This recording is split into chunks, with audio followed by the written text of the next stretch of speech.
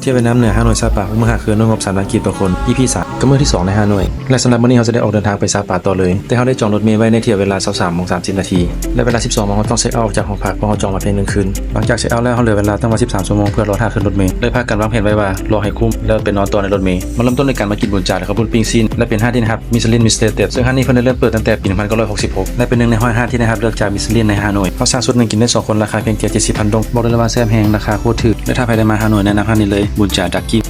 ในห่างจากบนเทลยู 2.5 กิโลเมตรจะมีหอพิพิธภัณฑ์ของท่านโฮจิมินห์ที่แกมาประมาณ12 นาทีด้วยราคา 40,000 ดงสำหรับค่าเข้าแมนฟรีแต่เพิ่นห้ามบ่ให้ผู้หญิงนุ่งทรงขาสั้นเข้าไปเด้อและน่าเสียดายเขามาสวยเกินไปเพิ่นปิดให้เขาชมภายในก่อนได้แต่อย่างชมภายนอกแต่ถ้าอยากเข้าไปชมภายในให้มาในช่วงเวลา 8 โมง 50 โมงมีเสียค่าพี่เข้าไปชมตกคันมาครับว่านางแกมาที่ฮานอยทเวนสตรีทในราคา 33,000 ดงและทเวนสตรีทเป็นจุดไฮไลท์ของฮานอยเลยก็ว่าได้ทุกคนที่มาแม่นเพื่อมานั่งดื่มกาแฟหรือดื่มเบียร์เพื่อถ่ายรูปคู่กับรถไฟที่ขี่ไก่และนี่เป็นตารางของรถไฟที่จะแล่นผ่านของทุกๆมื้อ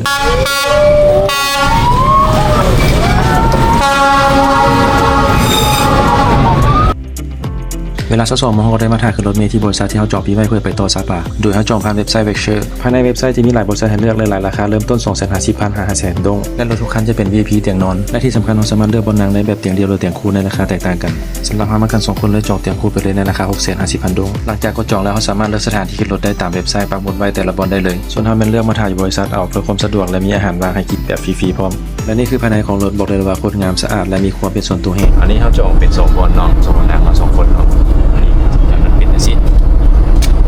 สามารถกินประกันได้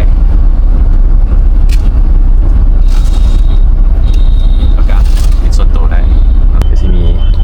โทรทัศน์ให้เบิ่งพร้อมมีดอกไฟสามารถปิดเปิดได้ตัวนี้หัว USB สำหรับส